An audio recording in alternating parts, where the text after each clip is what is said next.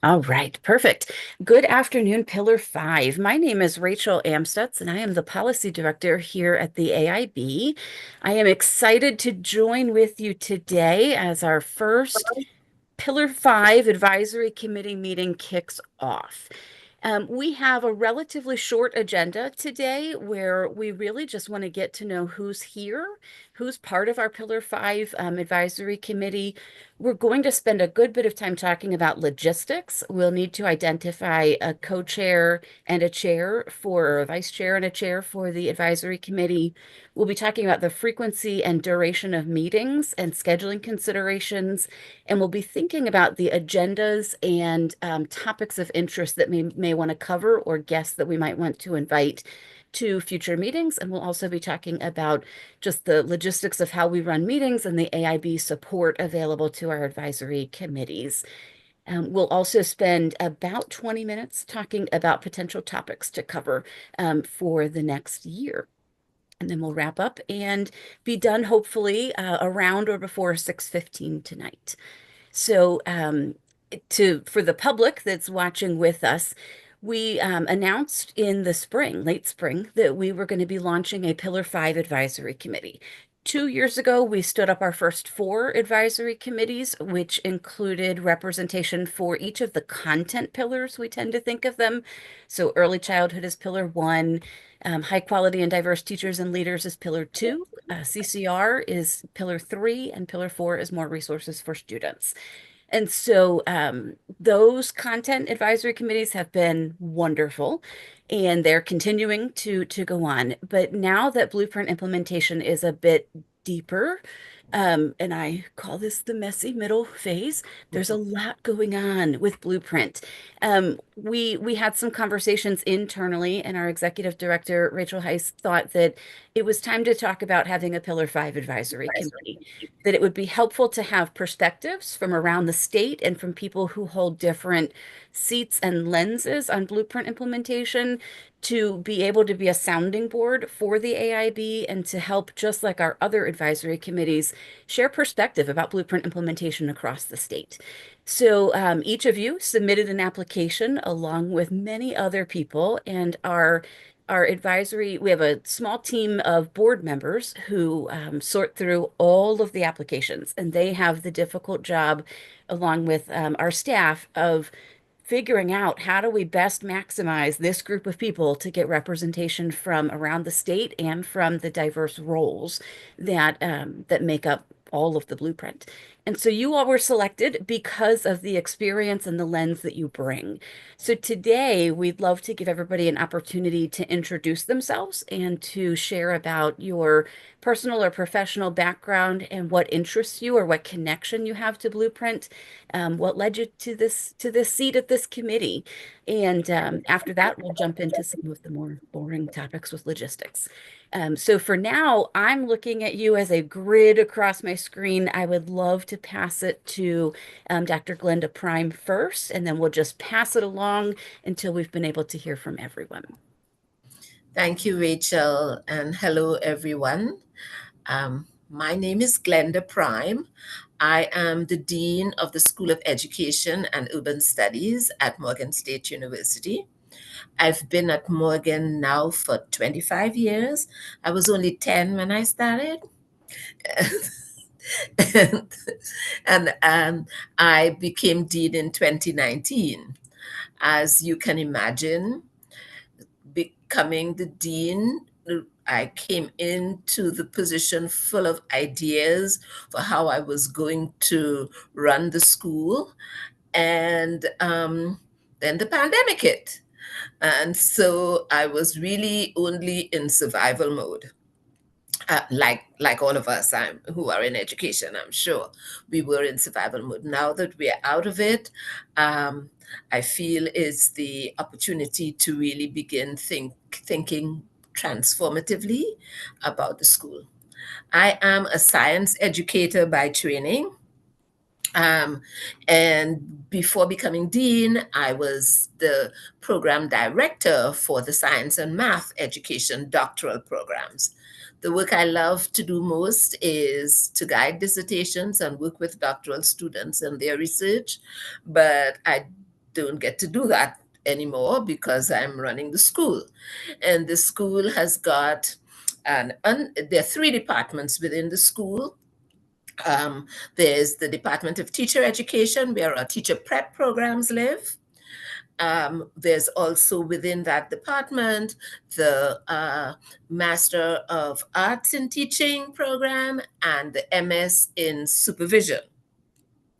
And then I have the Family and Consumer Sciences department also within the School of Education, and the Department of Advanced Studies, Leadership and Policy that houses all of the graduate programs.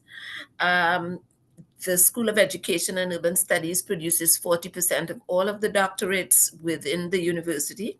So we are very proud of that, but we are also always very tired because supervising dissertations is not easy work. But what really made me interested in becoming a part of this advisory is the newest initiative that I have undertaken within the School of Education, and that is the establishment of a national center for the elimination of educational disparities.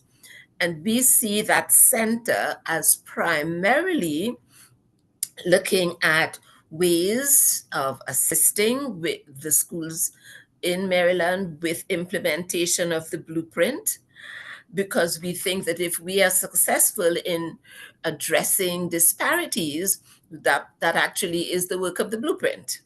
And so when I had this opportunity to apply to join the advisory for this pillar, I thought it was a great opportunity for me to get a big picture of what's happening across the state in all of these various areas and how I could contribute to an understanding and improvement of that.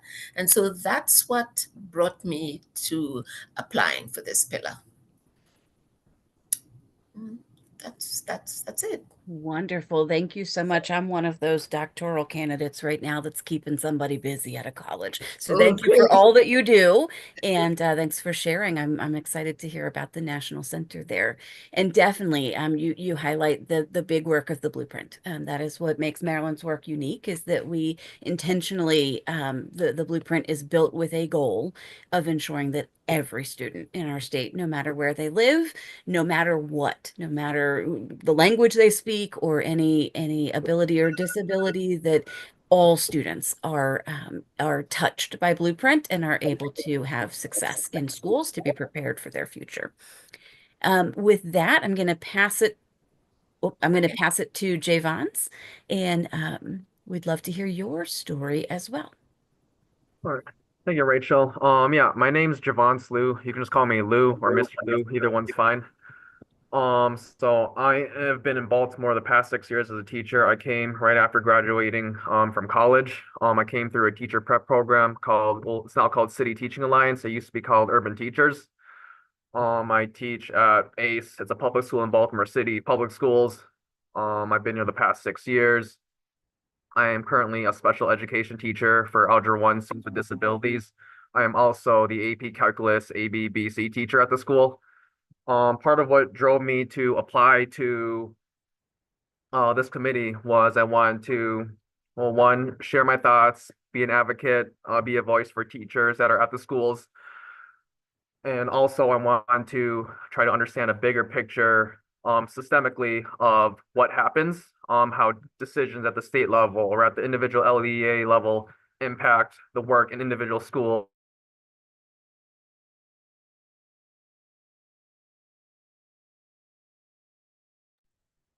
Did he freeze for everybody?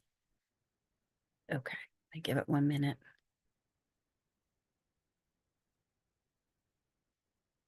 Well, we might have to pick back up when his video is streaming again. And so I noticed a common theme there, Glenda. You, me, and Javon's love math. And so that's not a common trait among most people. So I have to call that out when I see it. Jake, you are next on my screen. Could I pass it to you and we'll pick Javon's back up in a minute? Sounds great. I'm not one of those folks that's a big math person, but I went to the University of Maryland, got a secondary education social studies degree, so I taught social studies for a while in Prince George's County Public Schools. Then I moved into some teacher leadership roles as a data coach, an instructional lead teacher, stuff like that. And recently I've moved out of the schools into central office working in student records. In addition to that, I do a lot of work with the University of Maryland College of Education Alumni Board. And over the years, we've done a lot of events around the blueprint, having folks, come in to speak to us, legislators, folks at MSD, just coming to kind of give an overview to alumni and anybody else who is interested in, how the blueprint's going to affect them as classroom teachers, as administrators, as parents of students in, Maryland public schools. And I'm also an expert review team member. So I have a little bit of inside baseball, and I was interested in getting involved in this committee just because I think there's a lot of work that can be done. And I think a lot of suggestions that folks that are in different places can contribute. And I think I'm one of those people. And I think a lot can be done to hold folks accountable who are not holding people accountable. And I'd love to give some, voice to that. Excellent. Well, thank you for joining with us. I'm glad you mentioned the expert review team role that you also hold, and that falls squarely here in Pillar 5, which we'll be talking about a little bit later today. Thank you. Great. And Javons, I think we lost you there for a minute. Do you want to pick back up where you were? Yeah, I sincerely apologize for that. No problem. But yeah, just last thing to piece. I wanted to join because I wanted to understand a bigger picture, things on a state level, LEA level that has influenced all the things I've done here, just in my career as a teacher. Whether it's talking about career pathways, whether it's talking about the process for national board certification, or any other policies that affect students or teachers. I'm just trying to be here to learn more from everyone here and as much as I can. Excellent. Thank you for joining, and thank you for your help in getting this meeting scheduled. I am going to now pass it to Amy. Hello, I'm Amy Evan. I will share. So personally, I have two children in Anne Arundel Public Schools. I have a high schooler and a middle schooler. Professionally, what really drew me in, obviously for very personal reasons, my kids are in public schools in the state, but on a professional level,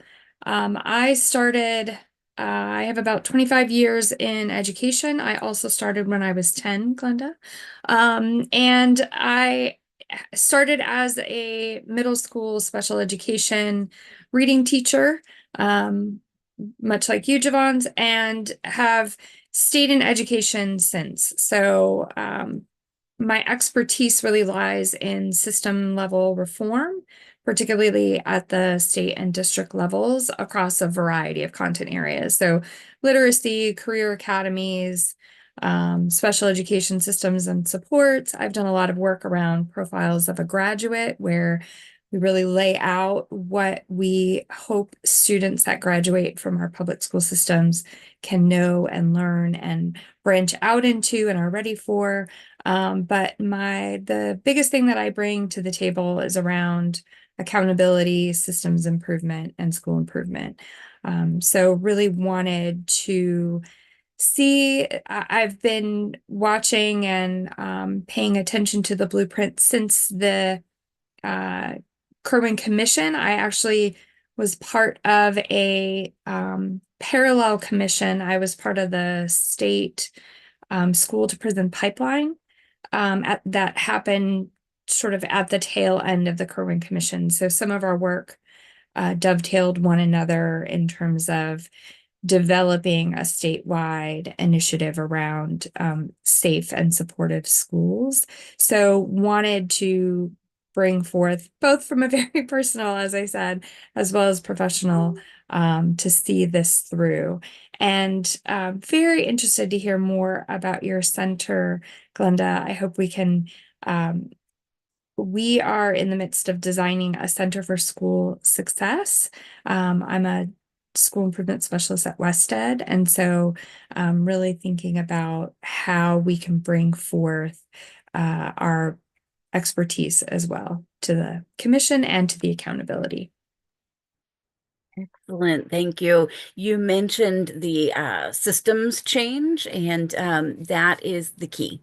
So Blueprint has so many components that it's not do this, then do that, then do this. It's systems change management, and it's complex work. And so we really appreciate that perspective and that lens as we get deeper and deeper into this. And thank you for joining. Heather, you are next on my screen. Can I pass it to you? Absolutely. I'm Heather Clayball. I am the Associate Superintendent for Fiscal Services in Frederick County Public Schools. As the Associate Superintendent of Fiscal Services, I act as the Chief Financial Officer. I've only been in this job since January. Prior to that, I was the Director of Budget for the school system.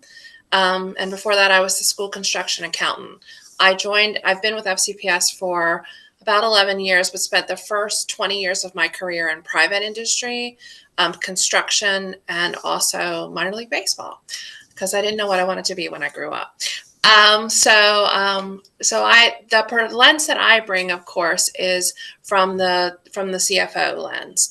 A lot of the reporting and governance and for the fiscal portion of it is resting on our shoulders and our departments.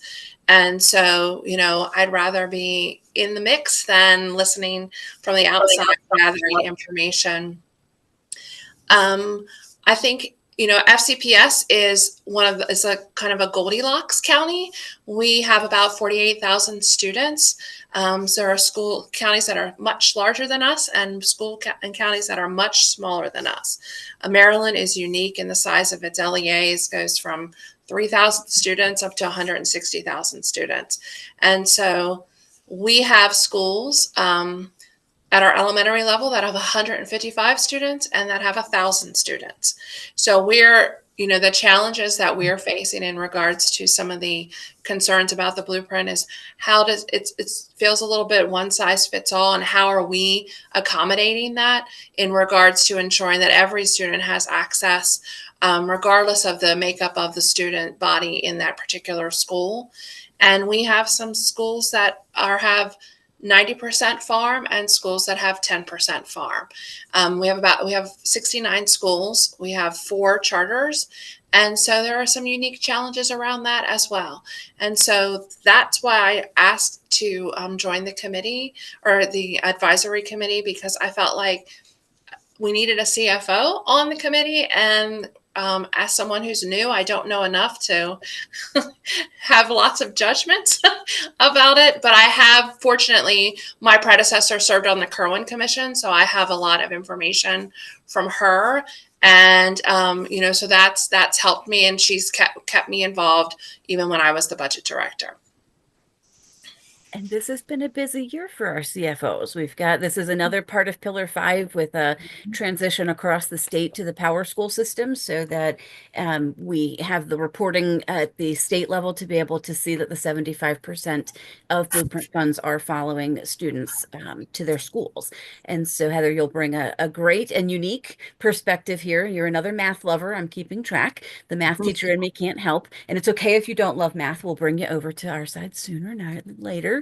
And next on my screen is Joni. Can I pass it to you? Hi, so I'm Joni Palco. I'm actually a parent of children in the Carroll County Public School System.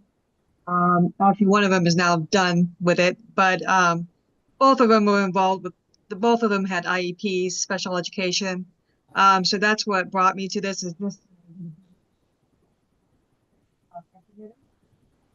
Can you hear me okay? No. Going in and out a bit. Oh, I'm sorry. I don't know why can you hear me now?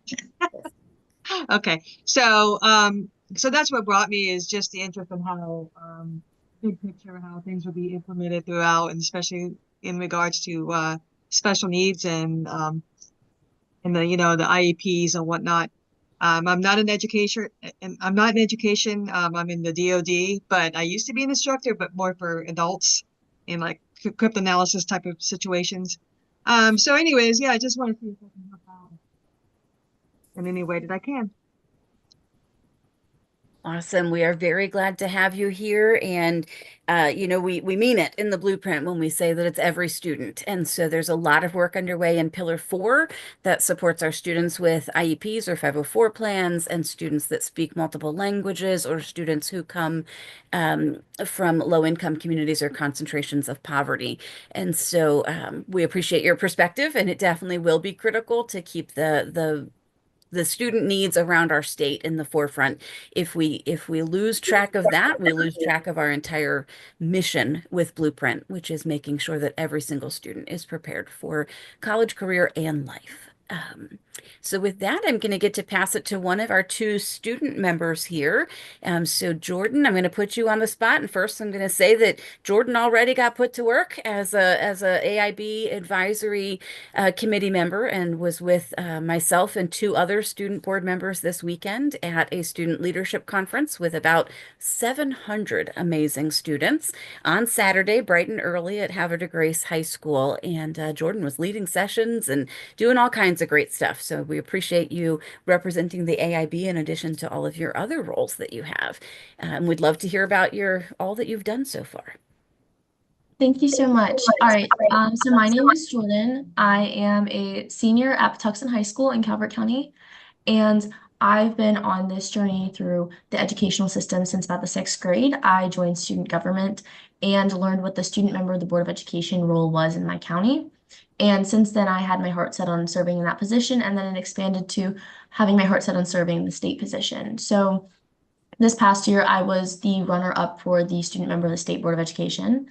As you all know, Abraham Gadam is serving on the board. He is phenomenal, and it was such a pleasure to get to work with him throughout our campaigns because we were the only two finalists that were selected. So we did a lot of partnership work, and a lot of what I learned about the blueprint I passed on to him because I did serve as the Calvert County student member of the Board of Education my junior year of high school.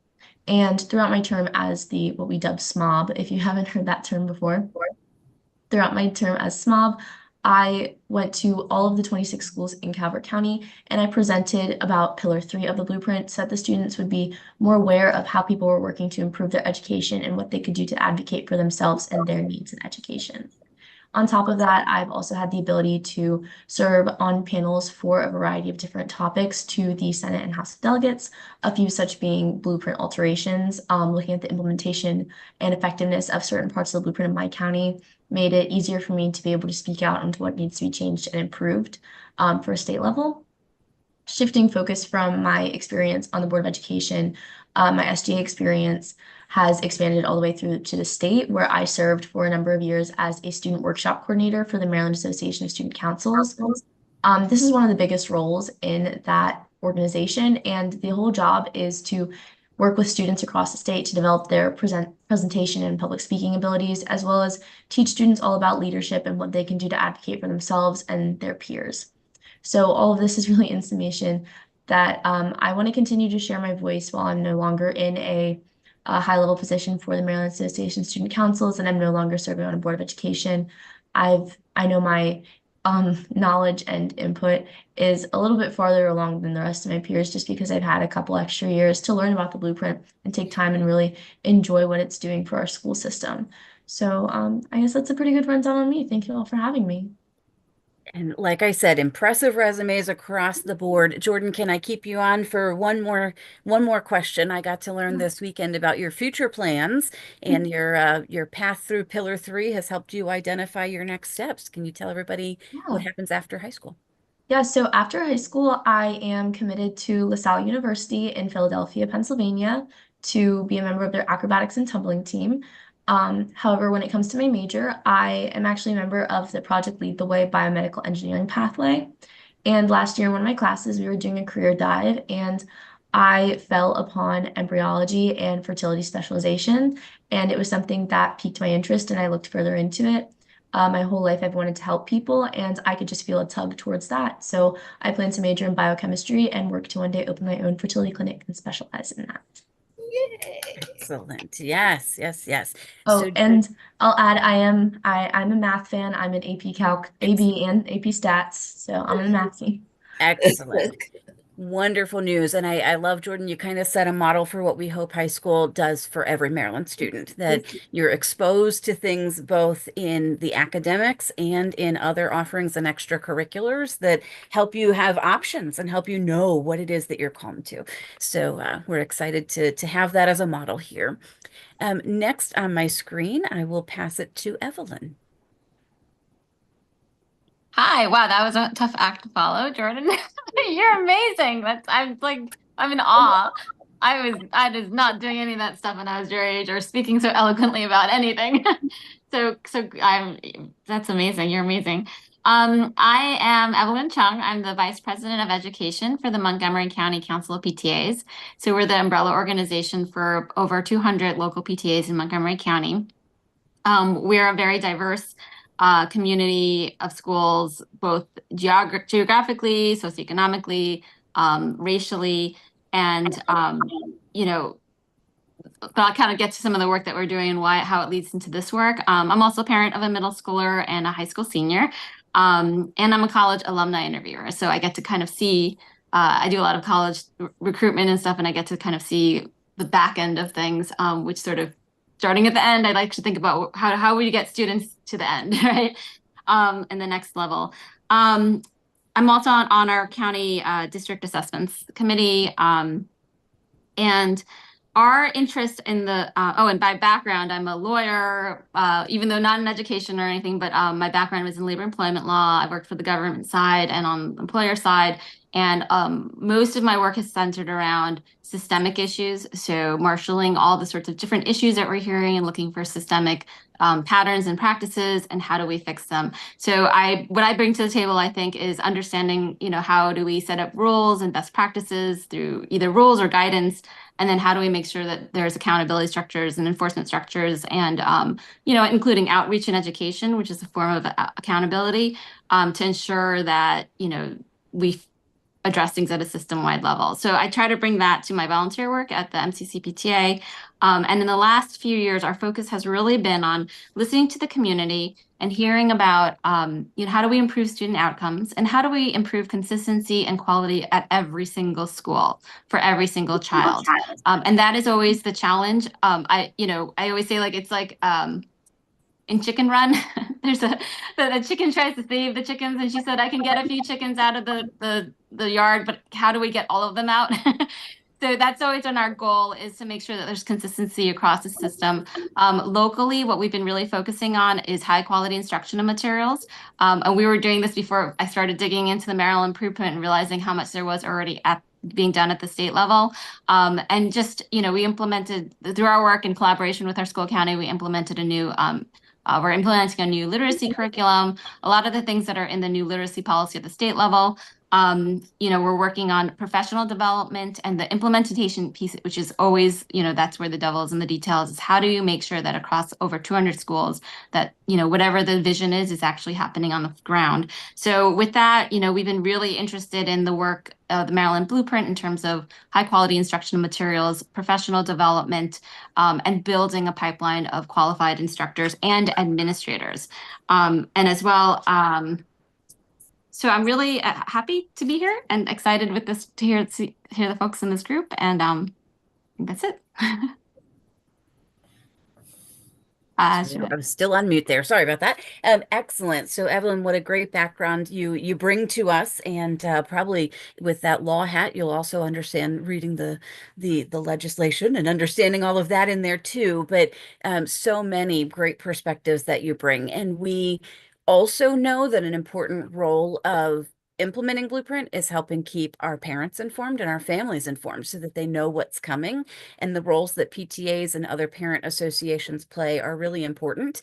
As we shared, Jordan and I shared at the event this weekend, one of our goals is to make sure that students know what Blueprint provides for them, and so that then they can ask for it. They can know that it's entitled to them, that yes, you should have a career counselor talking to you every year. Like, that's part of the law, and we want to make sure that students and families know that as well. So we appreciate the many perspectives that you bring, Evelyn, and are glad to have you on the team. I'm next going to pass it to Crystalline. All right. Hi, everybody. I'm driving into Baltimore, so it's a little bit dark, but from now on I have my camera on, but you can't see me because I'm in the car. All right. But my name is Crystalline Thomas Davis, and I am the president of Literacy Lightbulb. It's an education consulting firm. We provide literacy audits for schools throughout the nation. We also provide enrichment programming for students, so after school program, out of school time programming. We also do professional development for teachers.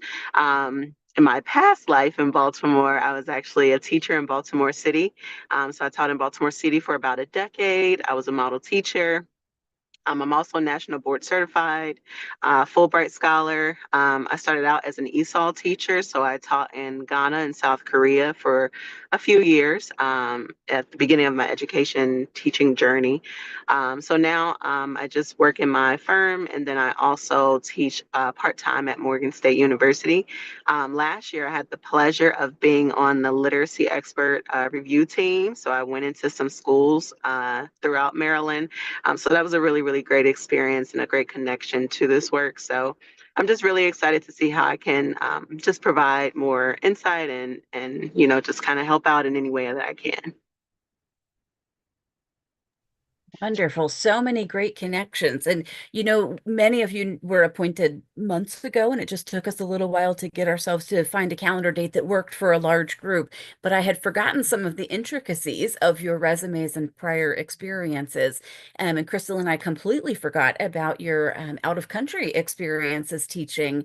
But it's just another piece that makes the compilation of everyone here so representative of everything that we're doing with Blueprint, just that lens that you'll have with multilingual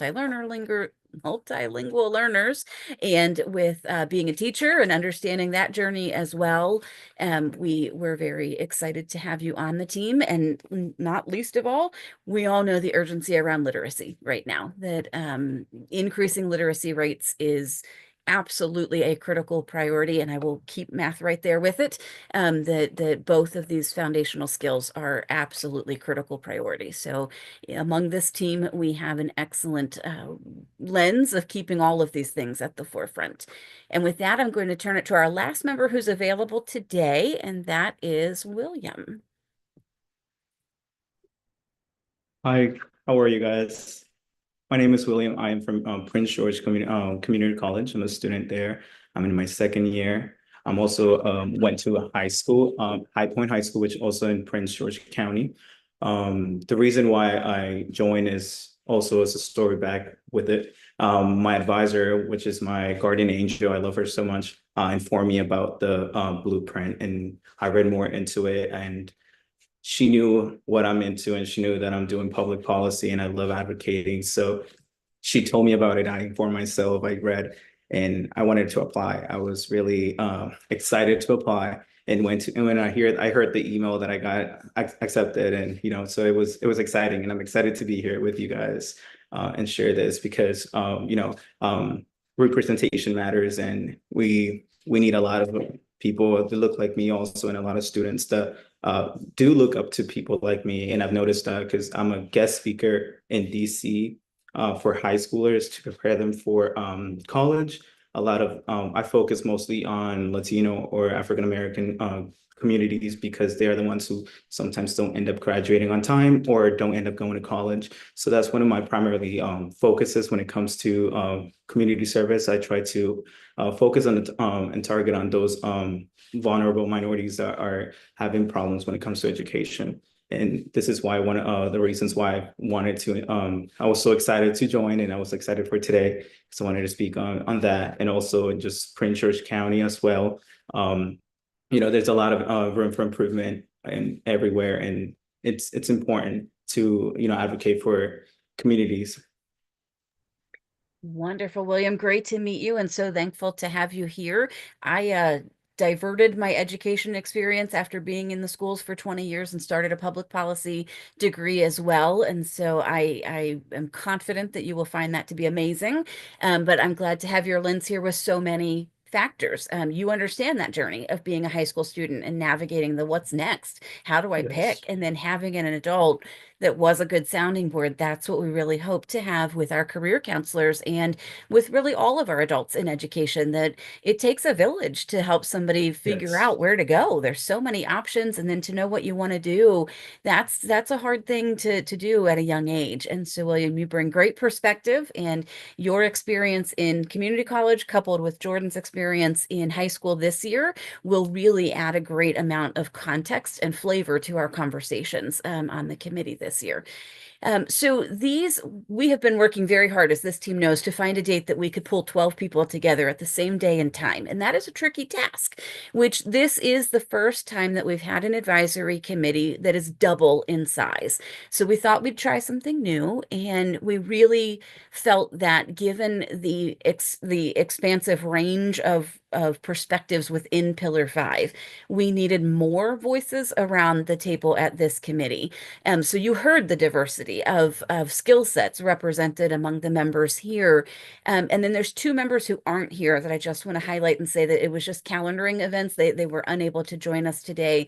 But Michael Brown is a principal and the current president of the Maryland Association of Secondary Schools, or Secondary School Principals. And he will also be present in our meetings moving forward, and brings extensive background as a principal, I believe, in 3 counties, and an educator prior to that. And then also Candace Savage is from Worcester County, and she actually serves in the county government as a finance professional. So Heather, you're not alone on understanding all this money business involved with the blueprint. We will have the county perspective represented as well, which is a critical piece. Implementing blueprint is a state law, state mandate, but in terms of funding this, it has a state share and a local share, and that will be a conversation that is likely to come up in our talks as we look at blueprint implementation. So we do have 10 members and 2 student members on our committee. Just as a reminder, our student members serve for 1 year with the option to extend for 1 more year, and our members serve for 2 years with the option to elect to continue if it still fits into your schedule at the end of the 2 years. So this is a fabulous group that we have together, and hopefully, as everyone listened to the participants sharing their experiences, you can kind of hear Pillar 5 all coming together.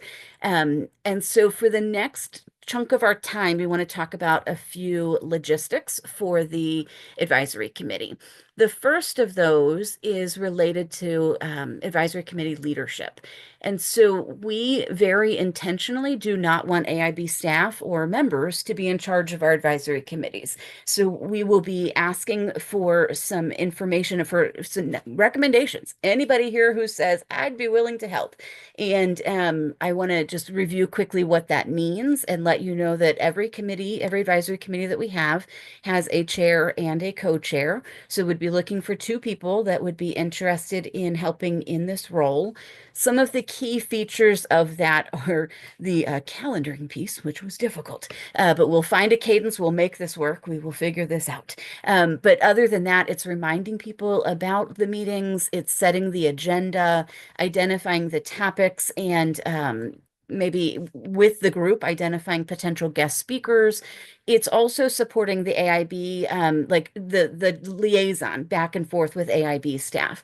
At this time, I will be the liaison for Pillar 5. We have different staff members taking different pillars, but I will be with you guys each time that we meet. And in between, I'm able to help connect the chair and co-chair to different guest speakers, maybe at MSDE or MHEC or other people that are connected to the different pillars that we're talking about at that time. And I'll also be able to funnel information through to the group as additional and new things are developing with the blueprint, just to keep you in the know.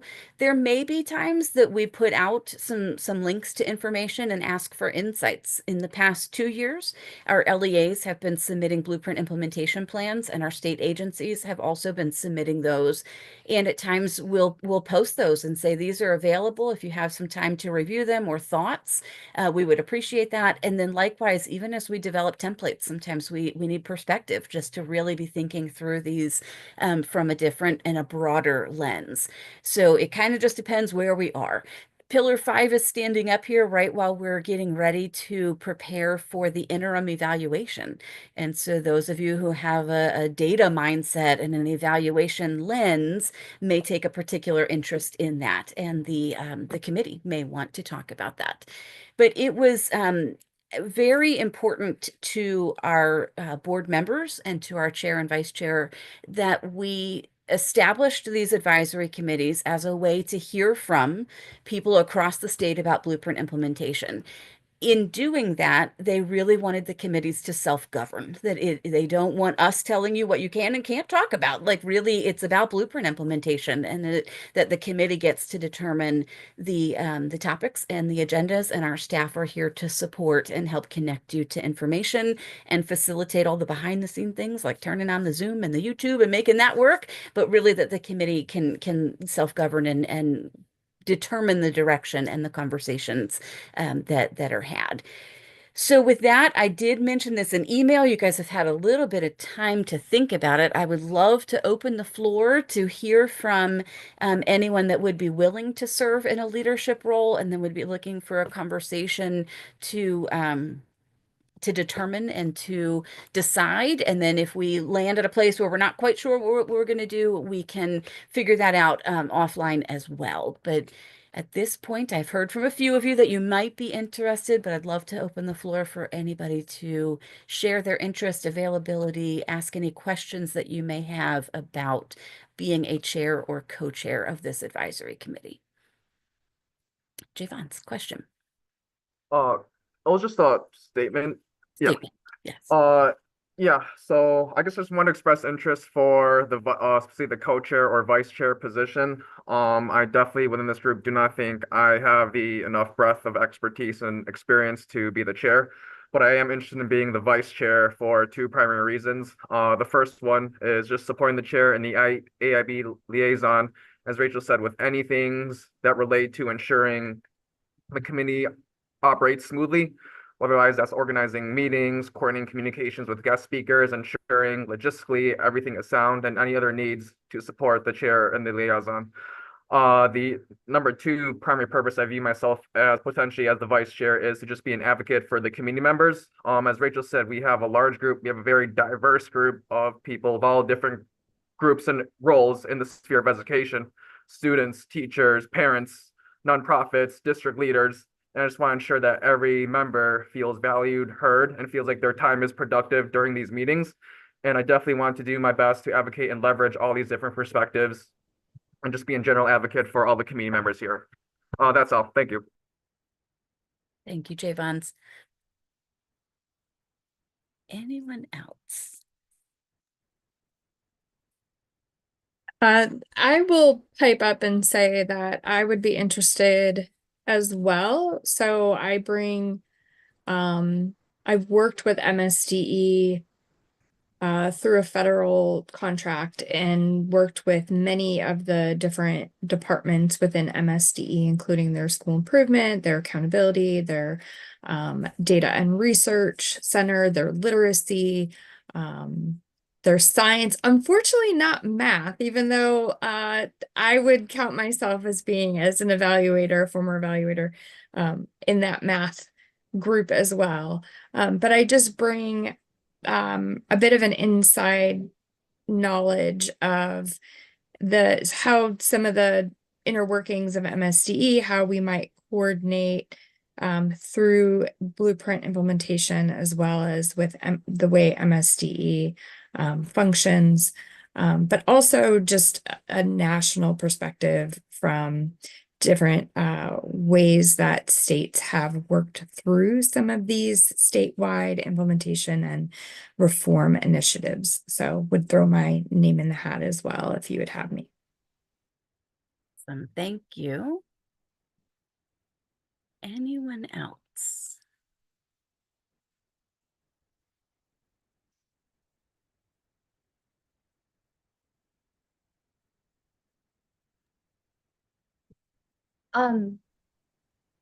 just I know I'm the youngest as a student member, but with my connections that I have to different student resources as well as student-run organizations, um, even whatever we decide to do with this leadership, I'd be happy to provide my connections in that way, just so that we can increase student input and not just be myself or William.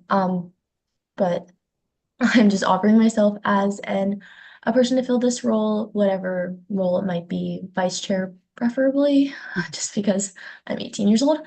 But with that being said, I do have experience in things like developing agendas, coming up with topics, connecting with speakers. So just the general logistical roles like that, I can absolutely cover.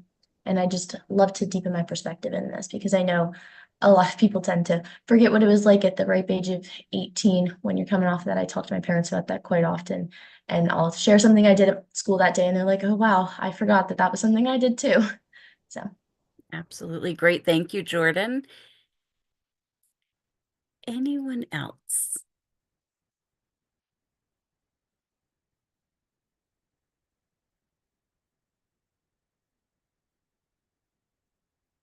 You know, as a former teacher, I can do wait time and extended wait time, but it does seem like we've kind of exhausted the pool here, and I think that I've heard from most of the people that I had heard from previously.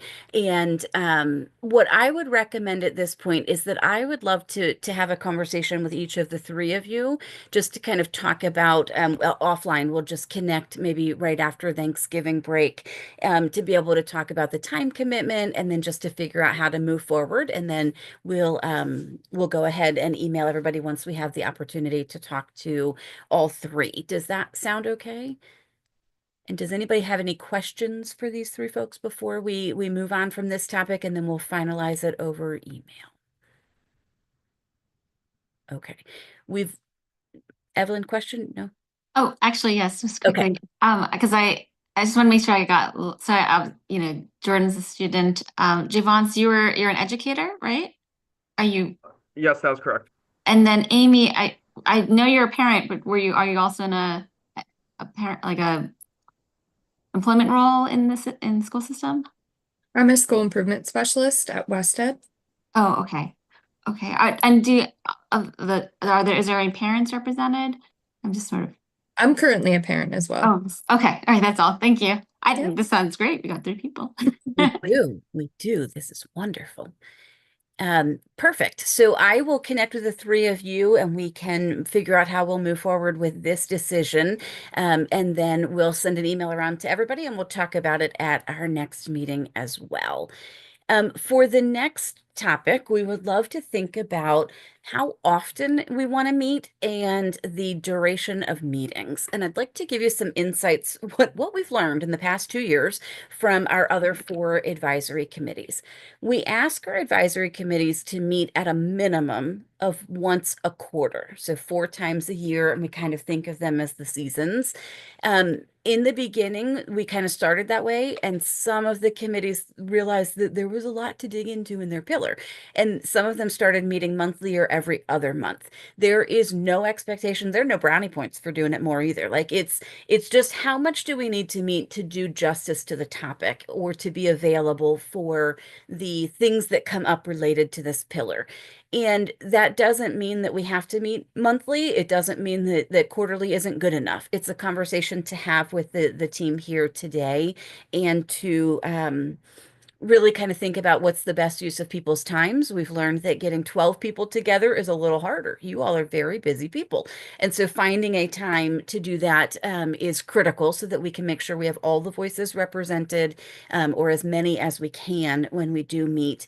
So I would love to open the conversation to your thoughts around how often we meet. And then broadly, if we could think about it as a 2-year term, this would be kind of your fall quarter meeting. We've met the quarterly meeting here right at Thanksgiving.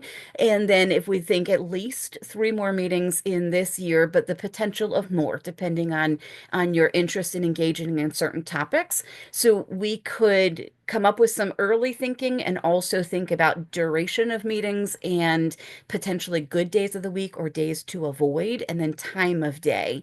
And then we'll actually shift into thinking about the agendas and the possible topics.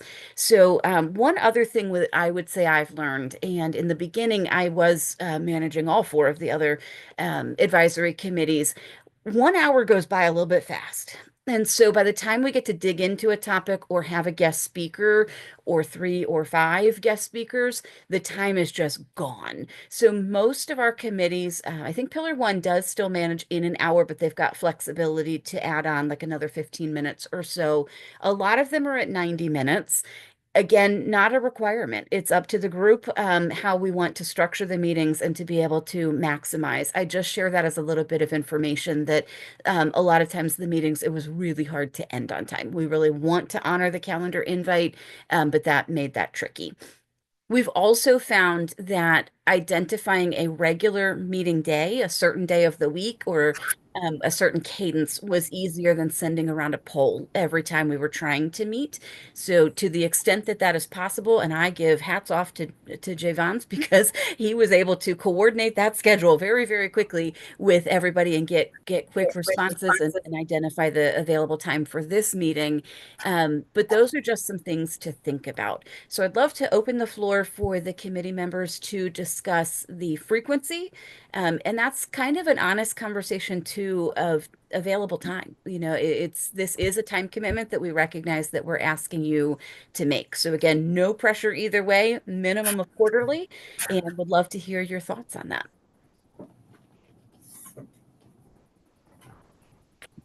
I'd like to kick us off. I don't mind starting us off. Perfect.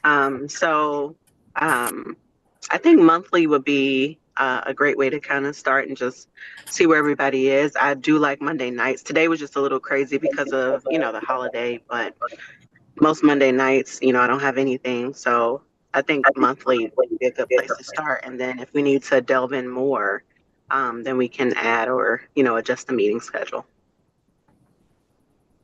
Thank you. Any other thoughts? Yeah, I like where Kristen's going with that. Monday nights work best for me as well. It seems like every day is busy, but that's probably the best day for me around this time frame. And I think monthly is a good way to start, just to see, as a baseline, I guess you could say, to start off with. So from my perspective, the only date that our evening right now that I would never be available is Wednesdays, because that's when we have our board meetings. So, and I attend every FCPS board meeting, and it starts in the afternoon and usually goes till late in the evening. So that's, unfortunately, I don't really have any flexibilities around Wednesdays. I think Monday evening is good, and I like the monthly cadence as well. I think that works with the understanding that there may be occasions when there's something very pressing that might require us to meet in between monthly meetings.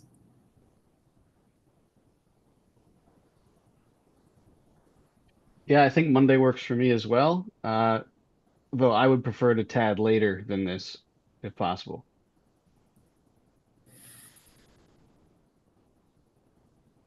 That's a great point. And one of our other advisory committees just said the same. It was like by trying to hit the sweet spot, maybe we hit rush hour or when people are trying to transition from one place to another place. I'm hearing a lot of consensus around Monday evening. Is there anybody that this doesn't work for regularly? It does, but I also agree later would be better. I'm a little less consistent as we get into this time frame. What time are you thinking? What, Jake and Evelyn, what time works well? I prefer 7 or later. I was gonna say the same thing. Yeah. And as for the cadence, I like a monthly. I think there are going to be some periods of time where we're just going to have to skip one, so it'll end up being a little less than monthly. So monthly is a good way to start, I think. That's a good point. That does happen. A holiday comes up, or the state is closed because of a blizzard, or who knows. There will be times where we may end up shifting, and we'll really know that also as we look at the topics to cover, that if we end up with too many or not enough, we can kind of figure out how to combine those.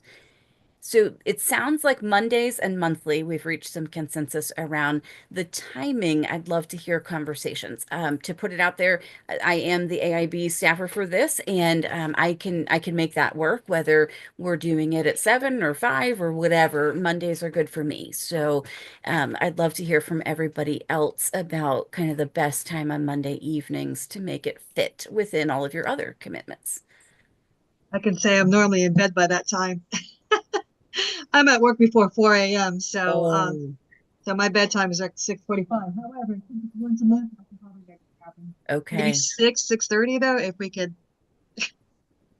But I'll do 7 if it absolutely has to be. But Appreciate that perspective. It's helpful to know that sometimes we forget other people start super early, very early. late. Yes. For our students, I'm curious, Jordan and William, what is your availability? Mondays work really well for me. I think maybe pushing it back to 5:30ish would be preferable just because I know how I work and how my time management flows, and I usually don't end up home from school until about 4:30ish. So I like to have a little bit of time on my Mondays, but of course, it's just once a month. So whatever time works for everybody is something that I can make do for my schedule. For me, I would say this works perfectly fine. I do pull all-nighters most of the time since I'm a college student. I'm doing finals, so I don't, going later, it wouldn't matter to me. I'm awake till 5 a.m. and then I wake up at 8 a.m. for my 8 a.m. class. But whatever helps you guys the most, I'm okay with. I'm very flexible, and I think that the times that are being agreed upon are flexible to me. So no problem with me. Great, thank you. I think Dr. Prime and Amy, any thoughts on timing? This time works well for me. I could also do a little later. Okay. Yeah, if a preference, I would say a little bit later. This is kind of crazy time at our house. Javons, I'm kind of leaning to you to help me muddle through all of these preferences. Like mathematically speaking, I'm looking for a line of best fit. But I feel like I'm hearing a little bit, definitely not any earlier than what we did today, and especially if you're not getting home, some people until 4:30, but potentially a bit later, and I suspect we're hitting dinner hour around homes in this as well. So this may be something that we can put back to a poll and see where kind of majority lands with that with the times. But it sounds like Mondays monthly works, and then I think maybe we'll try to gain a perspective from everybody and include Michael and Candace in this as well, to make sure that that works for them. So, Javons, I might tap into you for this, to help us get that scheduled. I would also want to know, is there a particular Monday of the month that people would like to meet? So we've got December coming up, and I would say like we squeezed this meeting in. So if you would want to do like this time around Christmas, people are probably going to be a little busy with all of the holiday prep and holiday travel. But is there a certain Monday in December that you would want to meet, or do you want to resume in January?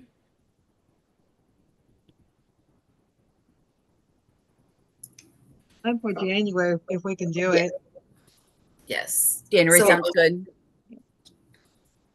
I would say January sounds good, just because I feel like if we do it in December, it would probably be the first week because the 3 weeks after that is chaos.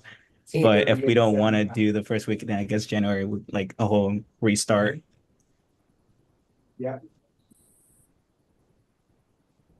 Any other perspectives besides waiting for January? Does January feel good for everybody?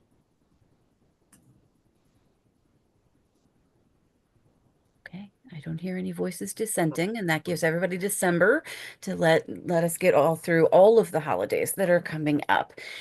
So with that, we've settled on starting in January aiming for monthly, looking at Mondays, and time to be determined. So I imagine that we'll be sending out a poll to kind of figure this out to get a date on the calendar for January, February, March, April, May, and June. And then the committee can decide if they want to take a summer break or if they want to continue meeting. That'll be a conversation a little bit later on. Some of our committees did decide to take a break, and that was fine. Some decided to keep convening, and that was fine.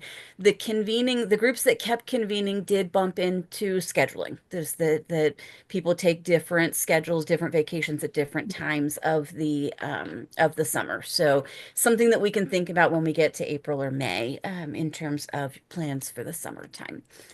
The next piece, I just want to share a little bit of information with everybody, and that is at the AIB, we request that a agenda be developed prior to the meeting, usually about a week ahead of time.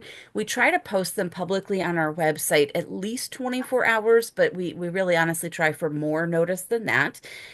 We post them on our website on the meetings tab, and if you click on the upcoming meetings or archived meetings, you can find all of the advisory committee agendas as well as the AIB meeting agendas there.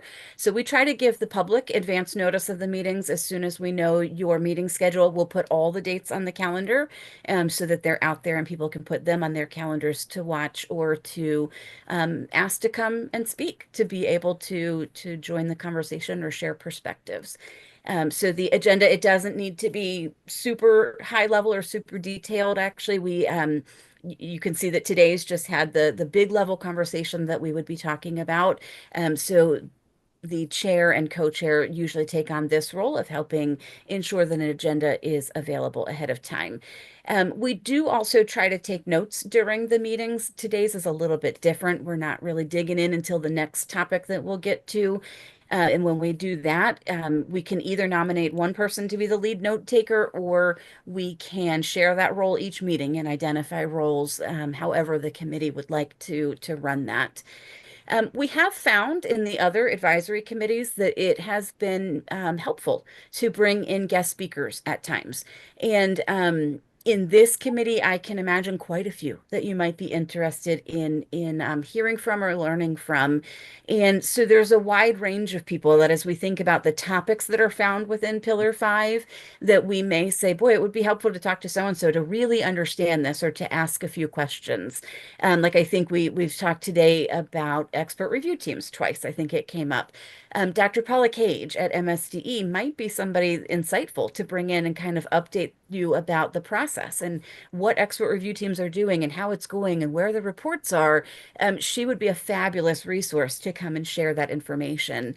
Another example of guests who come, the AIB has a technical assistance grant. It's in its second year that we have offered the LEAs and the CTE committee the opportunity to receive a grant and be paired with a strategic facilitator last year.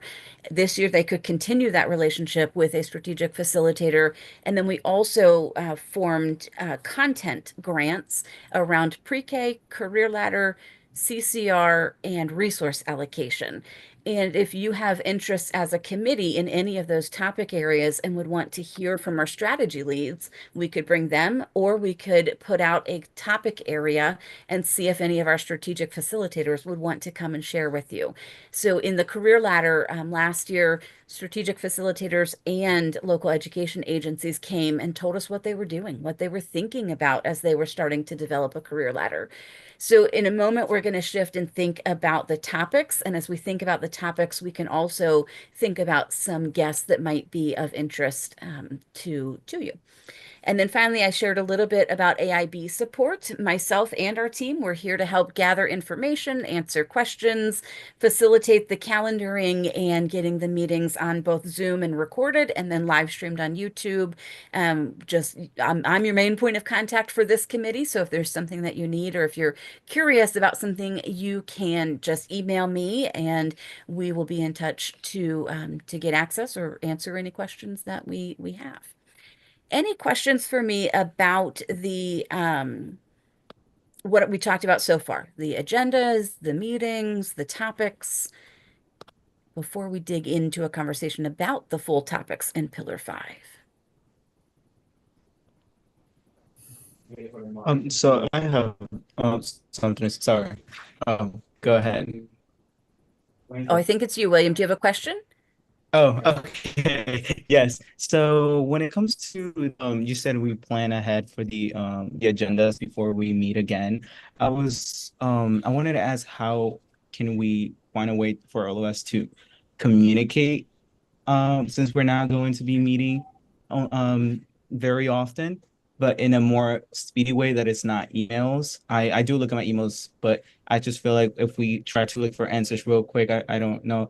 Um, I know that there's this app where people, tend to have groups where they meet and they share things more faster and easier to communicate with the people in here, the members. So I just putting it out there. I wanted to know if you guys have any of that happening or if we can put that on the table just so that we can Absolutely. communicate better as well. That's a great question. We currently do not have any groups that have that happening, to my knowledge. They may have a chat that I don't know about, but we certainly could. We do use like potentially something like a Slack or something like that. Most of our groups do use email to pass things back and forth, and then we also will give you a shared Google Drive that everyone will have access to that you could put resources in or documents to share, or that we can put a document with links in for you. The agenda document lives in that shared folder for the committee, but definitely open to a conversation now. William raises a great point that sometimes emails get lost because there's so many emails. So does anybody else have any thoughts about any type of a communication or collaboration structure? I think this would be very beneficial. Absolutely. I know, I'm sure you all are checking your email more often than William and I are, but nonetheless, after repeated change, it does get very muddled and confusing, especially if we have quick questions or just want to be like, hey, what do you guys want on the agenda? What are some guest speaker ideas? So maybe if we could develop a Slack page or I don't know if there's maybe a list of approved resources that we're able to use, or if we can just branch out and use like a GroupMe or something. But whatever would be the most convenient aside from email for you all is definitely something I think would be very good for us. I agree. Slack would be helpful. Just a quick question. What are responsibilities with regard to like public records? And if there are, then maybe Slack is a better way because at least it's all in one place and we're all not feeling like we have to keep emails and that sort of thing. That's a great question. And yes, Slack is approved within the state, and it does keep things in one nice place should there be a PIA request. If we look to some other program or software, I would need to check and make sure that it is allowable. I do know that we can use Slack.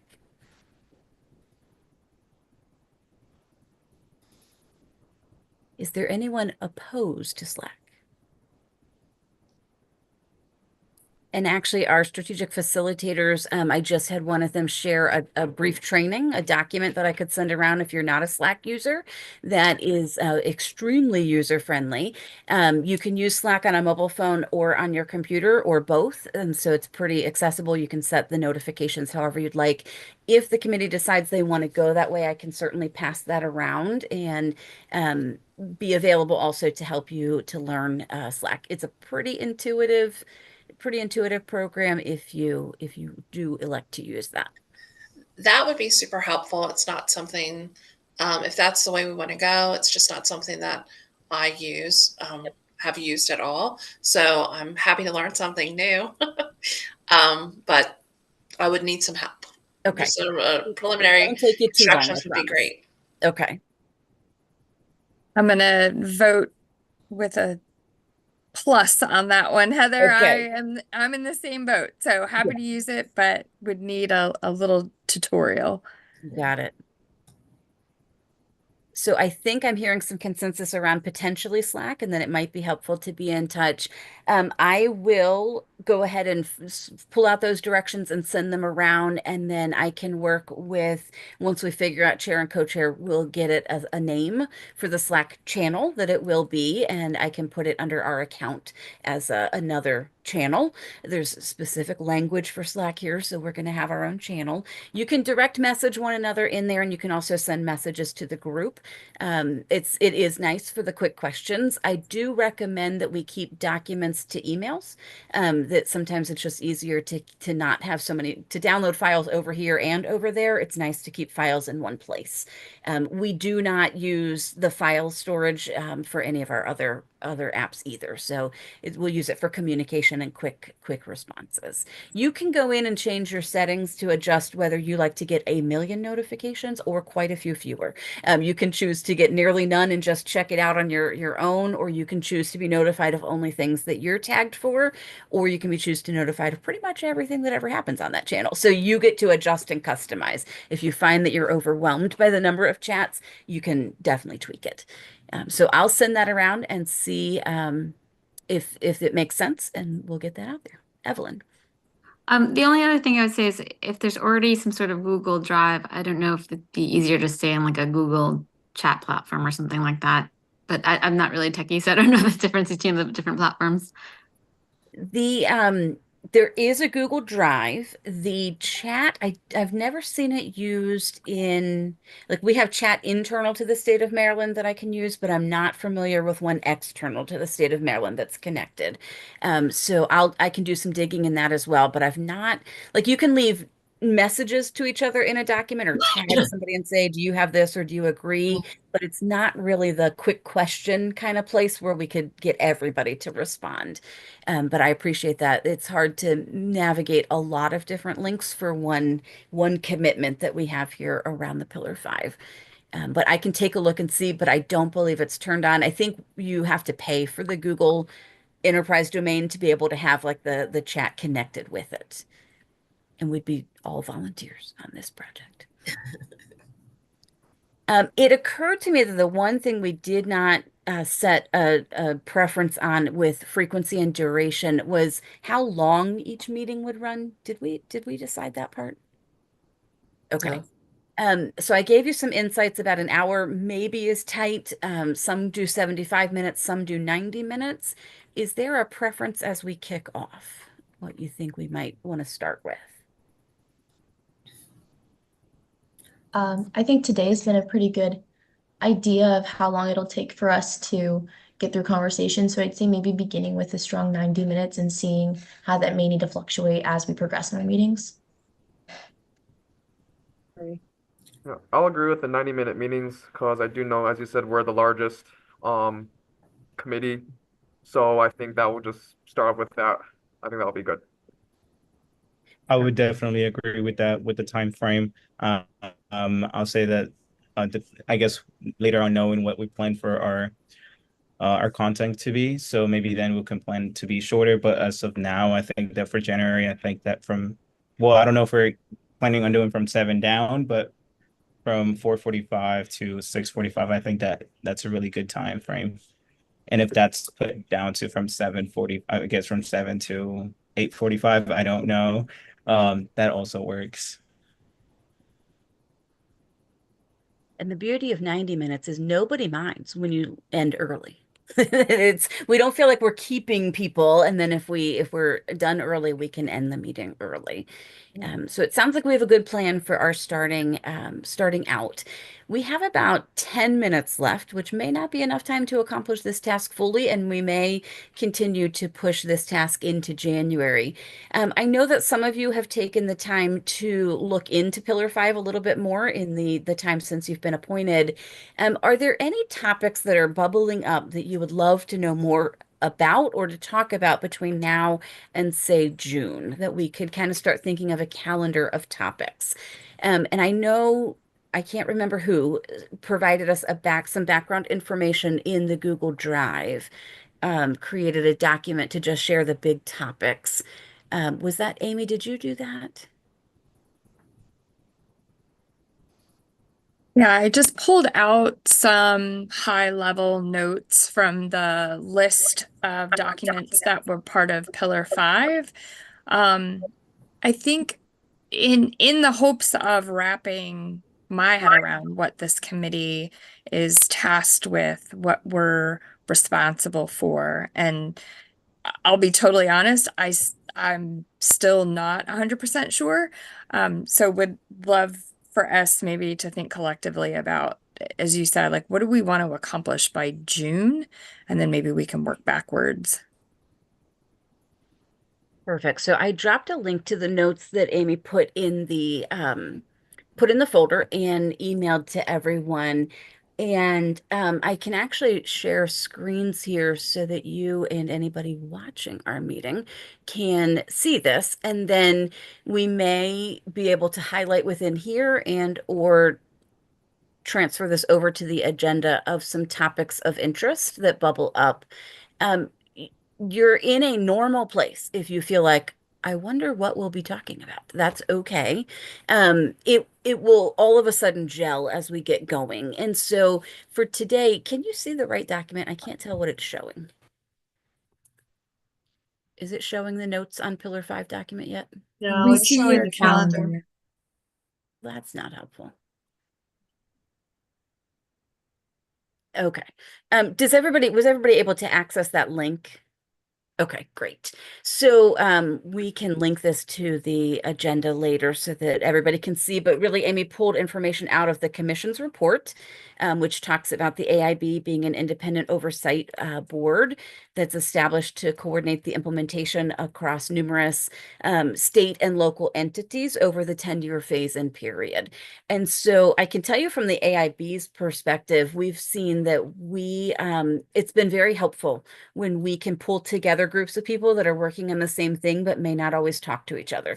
So today was a great example of that. We had our teacher prep programs together, and it was with our local education agencies and our institutions of higher education who have educator preparation programs. But that's one of the things that we do across the AIB is to be able to connect people and break down some silos and increase the conversations that are happening.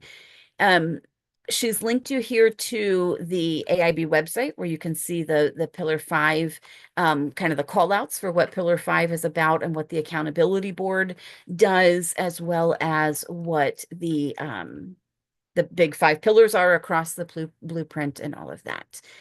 And then she's also mined the summer working session to tell what the Pillar 5 summary is, which includes things like implementation plans, which includes state agencies and local education agency plans. All of those are available on our website if you're interested.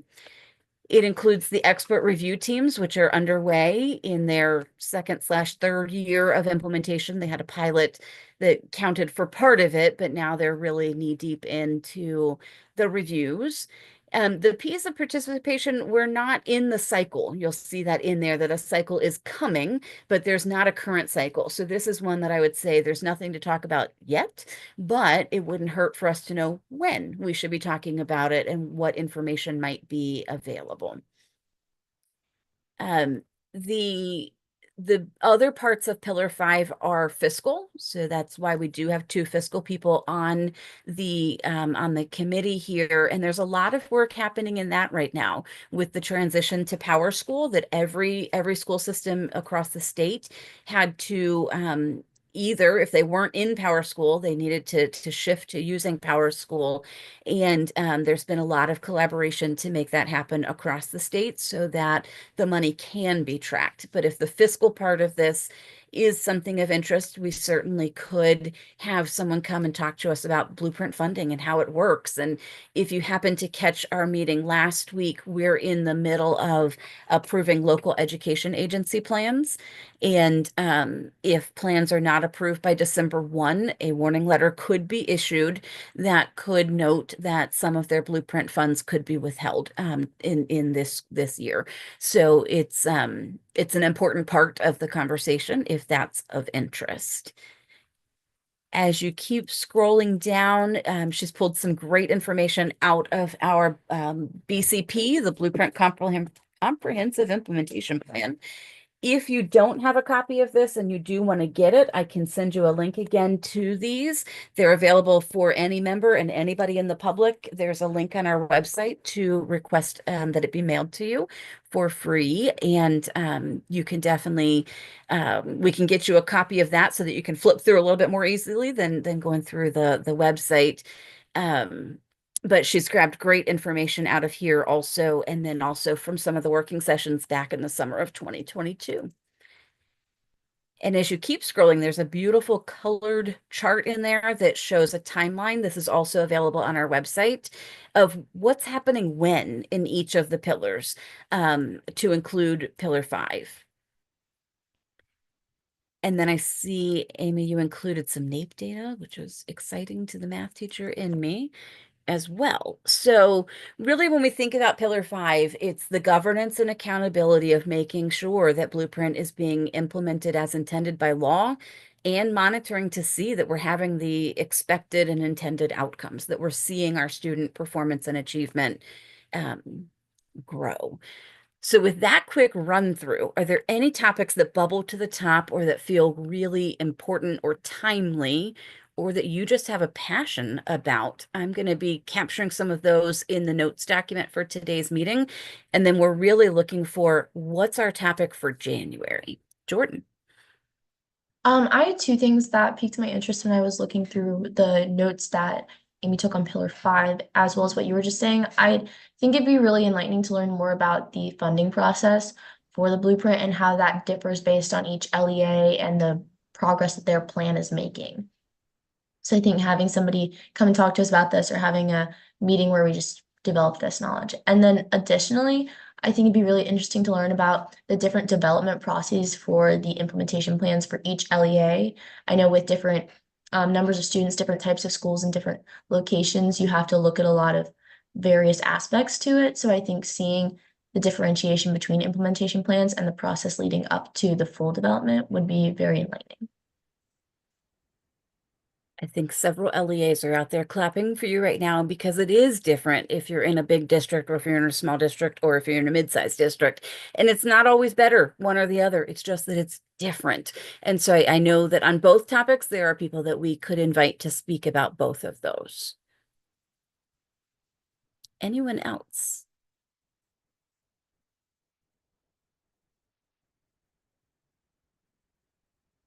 Evelyn.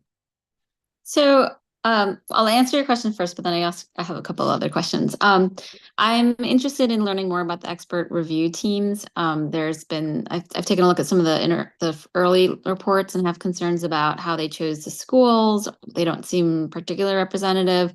The review of the curriculum materials, which I have some concerns about, and as well as whether these visits are planned versus surprise, which might also give a skewed view of how things are actually being implemented in a school. I'd be interested also in learning about funding. I know other LEAs probably are having the same issue with the Maryland Blueprint, and feeling like this is coming out of our budget and it's going to require a bigger heavy lift, and where is the funding coming from? And so I'd like to understand the different sources of funding, and maybe even hear from someone in the state legislature about like what's coming down the pipeline. And then, so I guess my questions are, I'm looking at this list of responsibilities and I'm wondering, this seems really big. I mean, we're working on, will we be drafting the implementation plan? Okay, this is what I'm kind of curious about, what our relationship is with MSDE and sort of like the data crunching. I was like, well, I'm hoping there's an expert to come and kind of help us crunch the data, since we're only meeting once a month and we're all volunteers.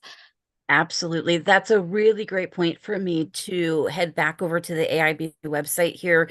And on the About AIB page, we have a sub-page for advisory committees, which talks about the purpose of the advisory committees, and that it's really to engage the public and those implementing Blueprint. So not just always the implementers, but also families, parents, community partners, that really representative across the state of Maryland, to be able to hear from people about how Blueprint implementation is going. So at the end of the day, our advisory committees don't write or craft any, you don't have to, there's no plan to write. It's really an opportunity to hear and talk about blueprint implementation, to raise questions, to better understand things. And then for our public, it just provides a deeper dive into the topics within that pillar, that they can hear the work underway that doesn't always make it into the newspapers, or that it just can't be captured in any of the articles or coverage that Blueprint does get. So the different pillars have had different opportunities. Pillar 1 has done a fabulous job of connecting our private providers with our public providers in pre-K. So they've brought people in and have been able to surface some of the challenges in that work, as well as some of the successes. So we've just been able to hear about how implementation is going. That might be one of the good examples to help explain what the advisory committees can do. It's really a chance to dig in and say, hey, this is a hot topic right now. Like maybe this year, the 75% funding, it's a hot topic, that it's a chance to understand it, to hear perspective around the state. But at the end of the day, the advisory committees, there's never any votes on anything. There's not really a product to create. We have had some advisory committees that have reviewed draft policies or have seen draft policies posted and then provide input that they would like for the AIB members to know and hear. But at the end of the day, it's the board members who would be voting on things, approving things, and not approving things. So that's our 7 board members at the AIB. The advisory committees funnel perspectives, they funnel information, and they serve as a way to expand the perspectives. So as you can see from this committee, we've got people who are going to dig in on a money question, that are going to say, well, actually, that's how it works over here, but over here, this is where that's how we're feeling this. But you've got other things where we're hearing, we're standing up new teacher induction pathways and things like that. That falls more into pillar 2, but over here, the questions I'm hearing around expert review team, I guarantee you there's other people in the public that have these same questions, that would like to know more about expert review teams and how they're chosen. And like automatically in my mind, I know 2 people that we could invite to talk about that, to explain the process and why it's done the way that it is. But the whole purpose is to be able to get more information out there and to get perspectives. So there may be times where this committee says we'd like to share this perspective, back with our board, the AIB board members. And sometimes it's really just to help increase awareness and understanding about implementation. Great. And then a couple of other issues that I think pertain to this, and I'm not sure who the expert would be, but as we're talking about high quality instructional materials, there are different models that the states have been following, and Maryland has been taking one approach. And I'd be interested in understanding how, other states have, for example, have approved curriculum, and I know we're sort of heading that way, but it's a little bit more, it doesn't quite seem as enforced. And I'm wondering, if we want consistency and accountability, why we're not taking an approach of these are the approved curriculum, and getting kind of state, from a funding perspective, getting, state savings from, larger contracts. In addition, I think some of our LEA I know is struggling because even with, outside vendors who get expensive, we're finding we're having to do our own local adjustments to make sure there's scaffolds for our emergent multilingual learners, for special education. And it just seems like if we could approach this from a statewide perspective, there would be cost savings and efficiencies, because all the counties are really looking to do the same thing, right? Also, I'm interested in the vertical structure in terms of like the graduation requirements and how that follows from like K all the way up, and how everything kind of falls together, because I think that's where you're going to get accountability, when like everything is working in lockstep. And finally, assessments. I mean, that's a big thing that we're really focusing on locally, but the state piece is something that we don't have control over, which is, we have these MCAPs. It seems like there's a lot of discussion as to what they are assessing, how aligned they are with the curriculum approach, with the standards, and then why those assessments, sort of the timing of people getting assessments and whether they're being used and communicated, and how LEAs are being, like, I know just frankly, in our LEA, those MCAPs sometimes would take a year for families to actually get. And it doesn't seem to be information that's usable to the teachers or the parents. And so as we're putting kids into assessments and we're looking at this data, how does it align with the state's goals and its decisions on which curriculum to use, even like everything's just sort of worked together. So an expert maybe on assessments and understanding how assessments fit into everything else would be helpful as well. And then finally, again, our big thing right now is the idea of year-round coaching and professional development, and how to do that in a way that it's not like a mandatory 3-day training in the summer and everyone forgets about it. But how do we provide year-round professional development that not only includes teachers, but also administrators? Because I think, and I don't think we're the only LEA, there's been the shift of principals having so many additional responsibilities and losing focus on sort of the instructional focus. But none of this can happen without the principals understanding the vision behind all of these best practices in instruction. Beautiful. And I know Michael Brown would be shaking his head if he were here, as well as our principal on the group. And as a principal for 15 years, or assistant principal and principal in that time range, I agree. We definitely, that's a great point to make sure that we're looking at their training and their roles and how Blueprint envisions them as well. And that's a whole conversation that we could have, about the role of the administrator in Blueprint implementation. So in our Pillar 5 rolling agenda, I tried to capture those as best as I could. Everybody's more than welcome to go in and edit and make sure that I captured it correctly. And then if there's any others, I know we're getting close to time here, we can continue adding this. The biggest question I'd like to pose to the group is there a topic? Right now we have 2 folks who have said that funding is a big priority that they'd like to hear about. Is there a topic bubbling to the top for January? I think if we could, I don't want to say knock out because I'm sure we'll come back to it, but I think if we could start this by talking about funding to give us a better basis of what we're looking at and what we're going to continue going into, I think it'd be pretty beneficial. Yeah, for us, our operating budget season starts in January. And so this would be a great time to understand the state side of it, I think, for the public too. Yeah, I'd like to uplift that. I know I already just said something, but in CCPS especially, when we start looking at our budget, so many questions come up about Blueprint funding. So just being able to provide the new student board member with some insight on that, as well as we have essentially a brand new board in CCPS this upcoming year. So being able to have people, have answers to a lot of the questions that we find ourselves being asked would be beneficial.